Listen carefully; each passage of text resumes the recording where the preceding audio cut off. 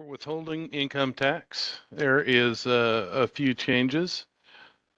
Very few this year, thankfully. These are the forms that have survived without any changes for this year. And the only schedule that we have changes with is the Schedule P that goes in an amended return. There's now going to be a Section A and a Section B. The Section A will be there for changes, and the Section B will be for everything else. Again, for this year, there's the organ donation credit that's available on the Schedule WC, the same as it was for 2023. It's back for 2024. Each one of the donations or the tax credit should not exceed $1,000 there. 2024 booklet Illinois 700T. It moves the exemption allowance up to 2,775.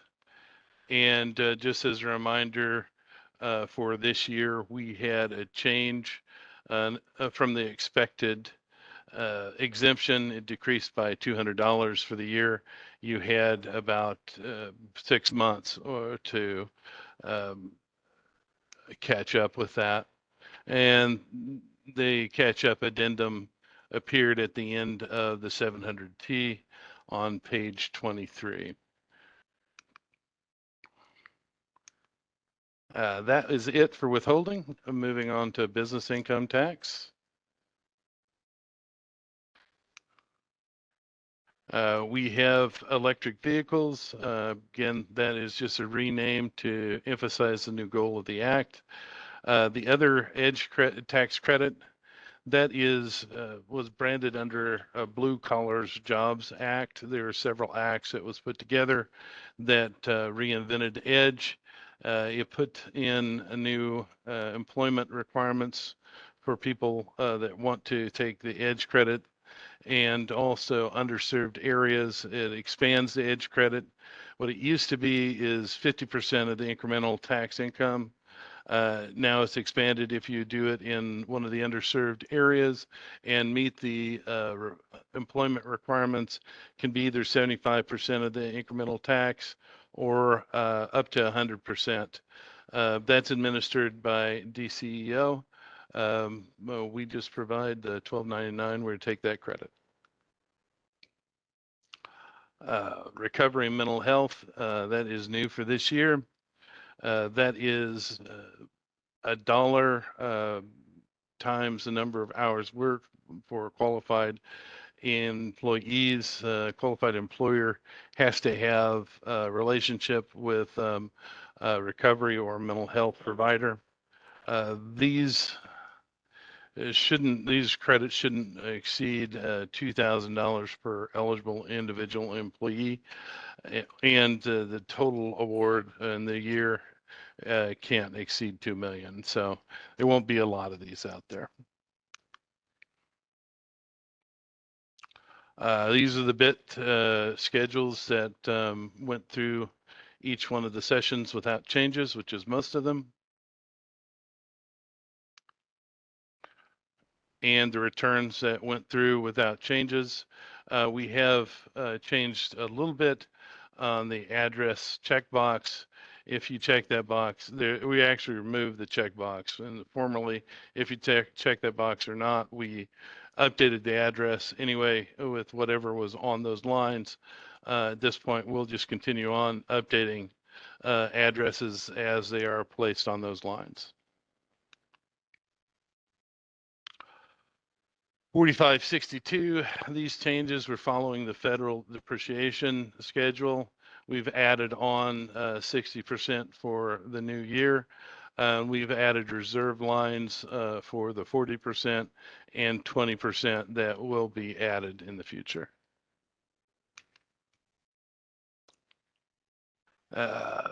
Public Act 103-008, that increased a new, or at least created a new cannabis subtraction line. That'll be on Schedule M. as was shown here. That line 35 needs to be supported by pro forma return. All the rest of the changes on the business schedule M, 36, 37, 38 is all just reserved for future expansions. 39, we've found that there's a lot of letters that go out because of 39, people using that as a catch-all for subtractions. Generally, 39 shouldn't be used unless there's something in publication 101. So there's a change, or you just happen to be a co-op that has that one subtraction. All right. So Public Act 103-09, that's investment partnerships. Investment partnerships is historically not needed to necessarily report there with a 1065. Now they still are not required to send in the 1065s, but they are required to withhold for their non-residents. This is a change in definition that investment partnerships and other partnerships wanted. It expands that the definition of investment partnership so more can be an investment partnership or qualify to be an investment partnership. And how this is going to work. On step 8, we have put line 59B in place for investment partnership withholding. Again, that's just for the non-resident partners. 59B will equate to the sum of a new K1P4.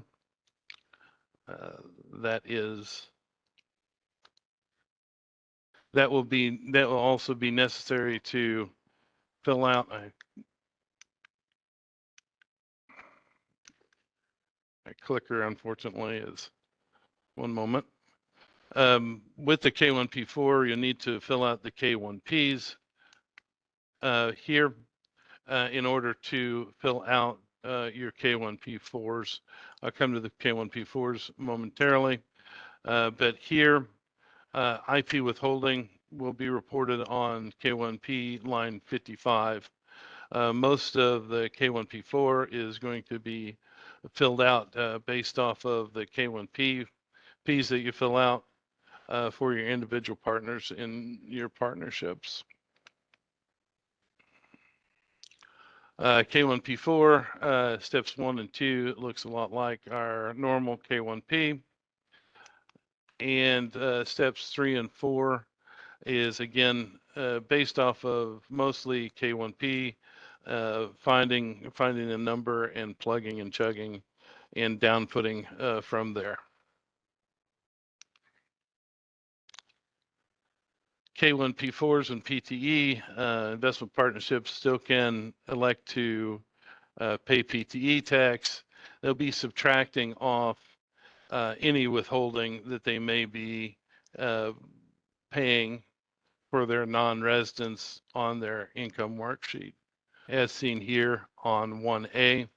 Also, exempt distributions for retired partnerships are now eligible to be subtracted off. So moving on to PTE, just a review here. Whenever reporting for paid PTE,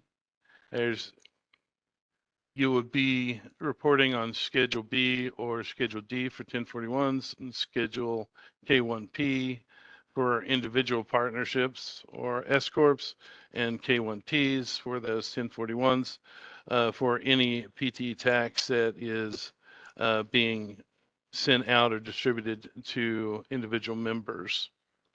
Remind you that there's 2 types. There's paid and received of PTE credit.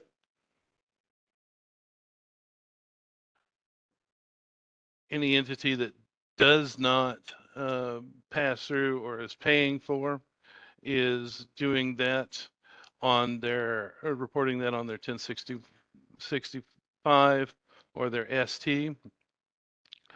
We found that there are some reporting issues here. It's generating a lot of letters. Whenever we receive PTE credit, there is some kind of confusion between PTE and PTW. If you receive K1P with PTE credit, it's not withholding, it's separate. That's generally the errors that are being made here. So to start, just a reminder for everyone, we have check boxes on both the 1120 ST and the 65 for the start PTE and for 2220. 2220 is a good strategy, especially if you're a farmer out there or you receive your income at the end of the year or can receive that rent check at the end of the year. That can take all of that income there to the 12th month. That kind of relieves the estimated payment issue for you if you're electing PTE or some of the issues. Just as a reminder, there's a PTE add back. So that is any kind of Illinois replacement taxes that they deduct, or an entity must add that back from their federal form in order to arrive at their ordinary business income. So that's on line 16 on either the 1120 ST or the 1065, and it's reported on the K1P line 33 for all the members.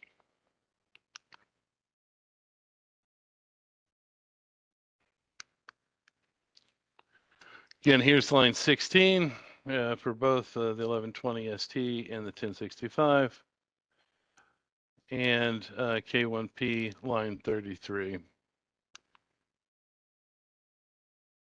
So member distribution, that seems to be a little bit of a problem for some. There's a new column K that's there.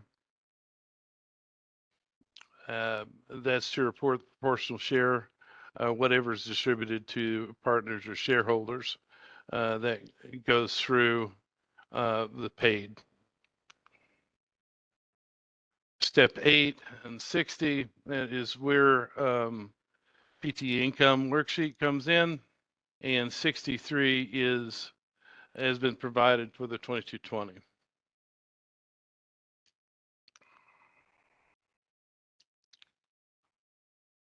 '59 and 61, you can't have both. You can't have withholding and PTE credit in the same year. Instead, you'd be subtracting off any income that was be elected or any PT credit that had been paid by any other entity that can select or choose to pay for PTE credit. So you'd subtract that off of page 13 in their income worksheet out of the 1120 ST.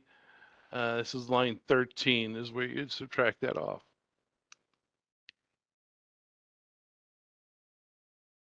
Again, 1065 is the same way. You have your pass-through withholding on 59. You have your worksheet and your paid PTE on 61. Here, again, you have your investment partnership worksheet where you'd subtract off any income that would be withheld on 1A, and any other PTE, any income used for PTE credit on any other entity would be subtracted off here on line 14.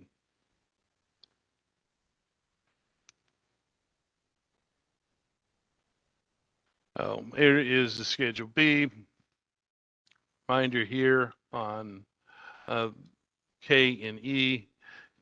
K is entity that is credit that's given to members that is paid.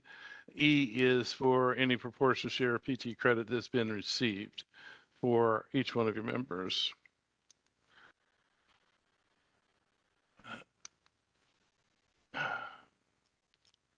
All right. This is the formula for proportional share for each one of your members with their PTE credit. As you pay PTE credit, you basically run it through proportional share.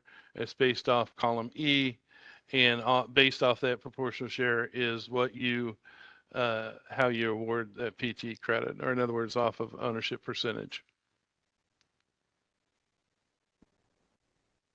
All right. Now, IP withholding, just again, is going to be on line 55. It's going to be shared with pass-through withholding. You shouldn't have both. And 53A is for your PTE credit. K1P3 here on line 17. If you have any PTE credit coming in, this is where you can subtract off PTE credit going to a non-resident. So if you're paying any non-resident withholding, you subtract off your PTE credit from that withholding. Schedule B here, section A, line 2. There was a mid-year change. That mid-year change has included PTE credits on line 2, as well as replacement credits. So I've only seen it affect year 2021, I think at this point, where there's letters that has been sent out because of incomplete Schedule Bs, because PTE credits weren't listed anywhere else. Of course, until that instructions change, line 2 wasn't supposed to include those PTE credits. But if you don't have anything else wrong, or if there is a possibility that that is it, I would try that as a first, or as a response back to the letter that you received. K1T3 here on line 13 is again where you can subtract off any PTE credit that you may have received from any withholding that you may get or may be sending out to your beneficiaries. Bear in mind, the trust, they can either retain or distribute their PTE credit in any manner that they want.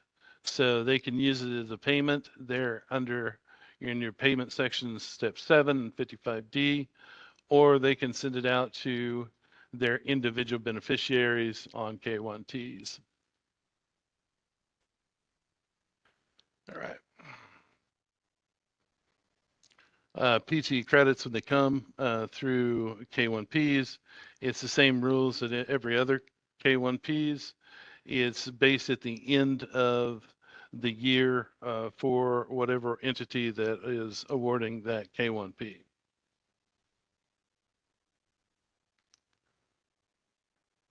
And finally here, there is going to be a little bit of change with vouchers.